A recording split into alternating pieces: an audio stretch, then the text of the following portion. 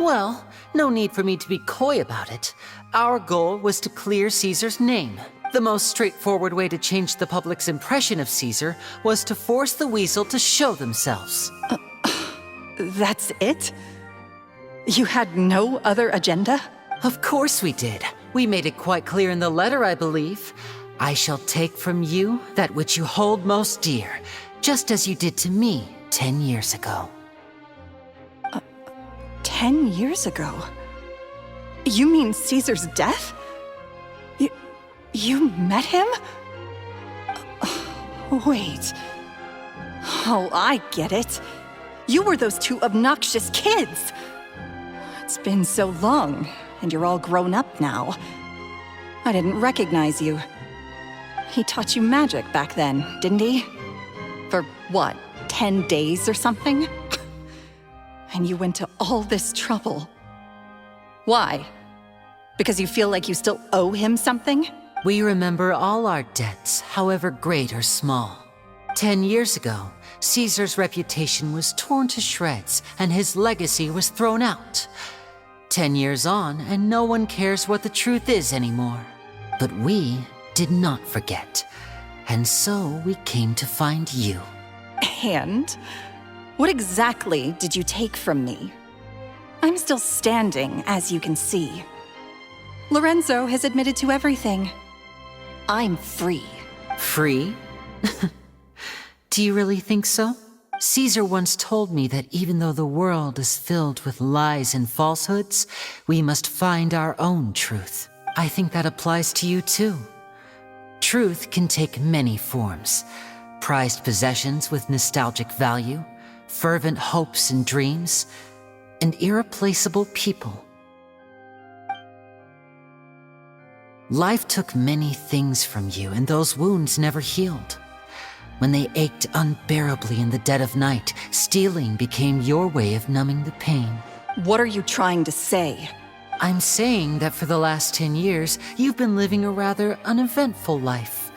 Perhaps that's because you found something other than a life of crime to fill the hole? Back to Lorenzo for a second. He murdered his own master, played along with your act, and took pains to make sure any suspicion would be directed towards him. But what did he have to gain from all that? He knew who you were and the things you'd done, and despite that, he was willing to give everything up for your sake. He's the reason that you haven't felt the compulsion to steal in all these years. You're more than just accomplices in murder. You're the only real friends each other has.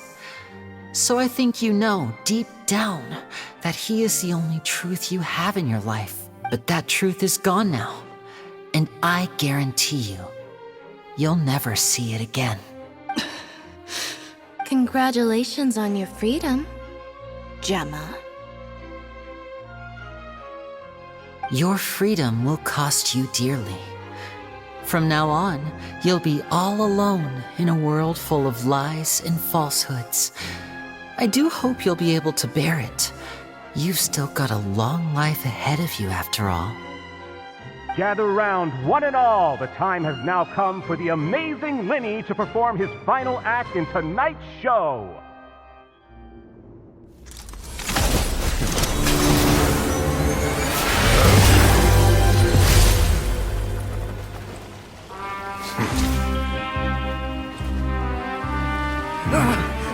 If you think fear can control everything, well then, terrify me. Don't high road me. You're just another crook. And it's time you got treated like one.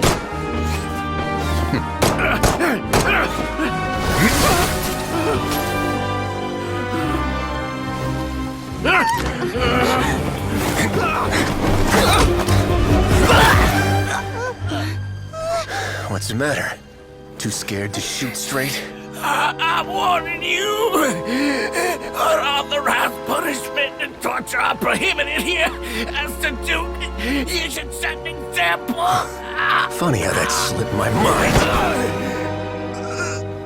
Well, from this point on, you can forget about that rule. The rules of the fortress are there to keep the likes of you in check. But if the Duke wants somebody dead, he needs no justification. Understood.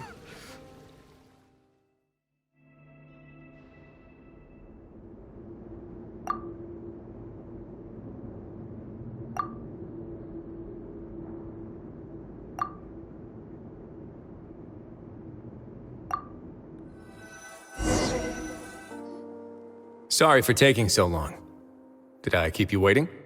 No, not at all. Paimon didn't know you were so considerate. If you ask me, I'd say I actually feel very helpless. There's no way that I could truly empathize with the fear that the members felt every day. I could comfort and compensate them all I want, but it might still not be enough to repair the damage that has been done. I have to take responsibility for it, as does the fortress.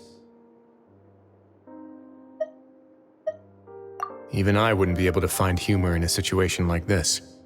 So, do you have a plan for how you're gonna deal with him yet? Oh, Dugier? I've already got an idea. For now, I think I'll do nothing. Huh? Why? I think it's a very fitting punishment for him to have to imagine the sorts of punishments that will soon be coming his way. He'll be left in the dark with regards to both the dates and the details of his punishment. Of course, that's not to say that I'll be letting him off scot-free. It's not often that I actually get the chance to be creative with my punishments. I'm going to talk to the members of the society. He'll get a chance to experience everything that he's ever inflicted on them. Paimon didn't know you could also be so harsh. Looks like she should watch her tongue when she's around you in the future. Why do you think I'd do that kind of thing to you? You offend me, Paimon. Ah, that's a bit of a long story. I once had a similar experience. It had to do with the host family I lived with as a child. I was an orphan, adopted by a couple with a great deal of love in their hearts. I had many siblings, and we all adored each other. Once we were older, Mom and Dad would turn us over to be individually adopted by families of greater means, and go on to adopt more young children. They were perfect parents. Or so I thought. And then? And then, I found out we were merely raised as livestock. Once we had reached a certain age, our parents would bring us to the market for sale. All children that were sold would leave the house, and nobody would know what became of them. As for those who didn't sell, they were merely disposed of. Did you know I once considered myself an extremely lucky child? And all of my friends, all of my siblings, they all felt this way as well. I was also not the first to find out about the truth. All those who found out before me were simply added to the disposal pile. I could never shake the feeling of irony every time I juxtaposed their tragic ends against our parents' adoring smiles. Yes, like the society, my parents created a facade of joy, lied to satiate their desires, and even employed incredibly cruel methods to keep their grasp on power.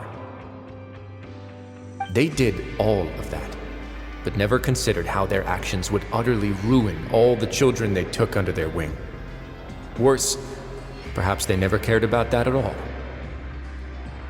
But I did. So in the end, I killed them and set all of the remaining children free. I was convicted for my crimes and exiled to the fortress of Meripede. Ah! My methods were extreme, yes, but I was still a teenager at the time.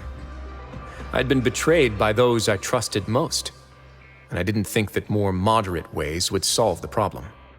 My doubt and helpless anger pushed me forward until I got what I deserved. It's all right. You don't have to tell me what you think. I've already committed to this path, regardless of what anyone may say about it. The least I can do is to make sure that the same tragedy will not happen again in my new home.